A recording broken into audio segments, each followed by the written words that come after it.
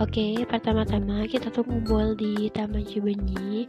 Nah, di sini aku kebetulan ikutan di Bandung Good Guide dan aku ngambil rute yang di Kampung Interniran. Oke, teman-teman selamat menonton video aku. Bye bye. Untuk selanjutnya kita mau jalan ke arah Rumah Dilan dan kita mau jalan juga ke arah Kampung Interniran.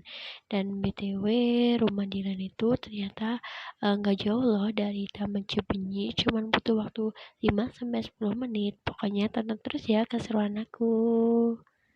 Aku masih lanjut jalan ya teman-teman, jalan mau menuju ke Rumah Dilan. Untung tuh hari ini udahnya enak banget, jadi pas banget buat walking tour.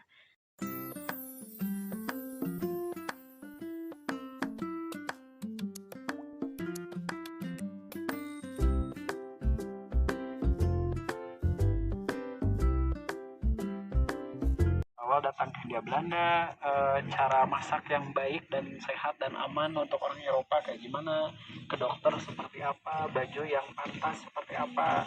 Sekarang aku udah nyampe di perumahan Rumah Dilan, dan ini tuh perumahan emang bener-bener masih banyak rumah yang zaman kuno dan masih terjaga dan dirawat sama pemilik rumahnya. Dan ini tuh aku nggak bisa langsung ngambil video di depan Rumah Dilan karena sekarang Rumah Dilan udah ada penghuninya dan kita cuma bisa ngelihatnya dari jauh. Nah, di sini tuh aku juga dikasih tahu sejarah-sejarahnya sama tour guide-nya. Oke, terus selanjutnya aku juga dikasih tahu tentang kos-kosan zaman dulu, zaman Belanda sama Jepang itu kayak gimana. Terus di dalam kos-kosannya itu kita juga dikasih tahu sih kayak besarnya kos-kosan zaman Belanda Jepang tuh segimana. Nah, terus kita tuh nggak bisa buat kayak cerita-cerita di depan Rumah Dilan langsung karena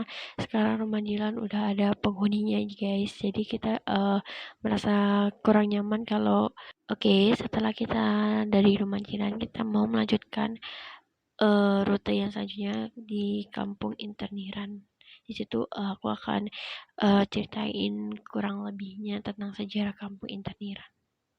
Camp dibagi menjadi beberapa bagian, yaitu camp tawanan sipil khusus pria, remaja, serta wanita dan anak-anak, serta camp bagi para pejabat tinggi India Belanda. Selain orang Belanda, ada juga orang Amerika, Inggris, dan Australia. Profesi mereka pun beragam, dari misionaris, administrator perkebunan, pengusaha, biarawati, juga perawat dan dokter. Namun, pada bulan Juli tahun 1944, Jepang membuat kebijakan baru, yaitu memisahkan antara anak laki-laki dari camp wanita dan membuat camp sendiri dengan sebutan Jogen Campaign atau camp anak laki-laki berusia 10-15 tahun. Anak laki-laki yang sudah berusia 16 tahun ke atas dimasukkan ke camp pria. Hal ini disengaja dilakukan untuk menghindari konflik. Akibat pemisahan ini, banyak orang-orang Belanda yang tidak bertemu lagi dengan keluarga mereka, bahkan setelah keluar dari camp tersebut. Keadaan di camp-camp ini jauh dari kata layak. Kekurangan makanan, air, dan obat-obatan ada hal yang biasa. Menu makanan yang disajikan tiap hari hanya bubur kanji yang mengakibatkan kekurangan gizi. Untuk bisa makan, para tahanan sering bertransaksi diam-diam dengan warga lokal dari balik pagar camp.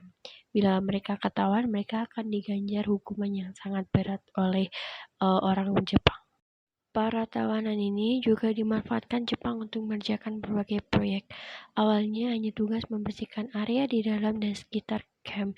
Namun, mulai bulan Agustus tahun 1942, pekerjaan ditambah ke skala yang lebih besar bagi kaum pria, seperti membangun jalan, ada kereta api atau jembatan. Nah, tawanan wanita juga ditugaskan menjahit baju untuk tentara Jepang. Selain mereka di kebun sayur, mereka juga dikaryakan sebagai pemuas nafsu birahi para prajurit. Tidak jarang banyak yang hamil. Walaupun demikian, mereka harus tetap tinggal di camp dan bekerja seperti tahanan lainnya. Tak jarang mereka melahirkan di camp, namun banyak juga bayi yang diaborsi pada masa penjajahan Jepang dan Belanda. Pada tahun 1944, suasana kamp sipil menjadi lebih militer. Para tahanan, juga personil kamp pribumi diwajibkan membungkus setiap ada orang Jepang lewat.